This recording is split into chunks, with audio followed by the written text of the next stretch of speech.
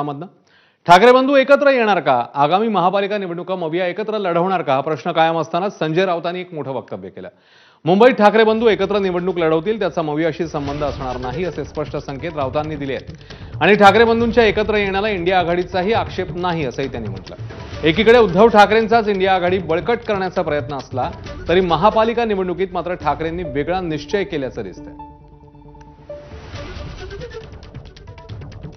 स्थानिक स्वराज्य संस्थांसाठी अद्याप अशी कोणती आघाडी निर्माण झाली असेल तर मला सांगा तुम्ही.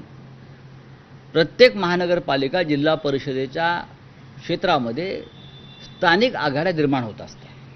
हा आतापर्यंत इतिहास आहे. स्थानिक स्वराज्य संस्थांच्या बाबतीत निर्णय घेण्याचे अधिकार हे त्या शहरातल्या प्रमुख कार्यकर्त्यांना पदाधिकाऱ्यांना असतात. मुंबई हा विषय सगळ्यांपेक्षा वेगळा असल्यामुळे मुंबईबाबत माननीय उद्धवजी आणि राजजी हे स्वतंत्र भूमिका घ्यायला समर्थ आहेत. दरम्यान राऊतांच्या या वक्तव्यावर शरद पवारांचं काय म्हणणं आहे तेही पाहूया.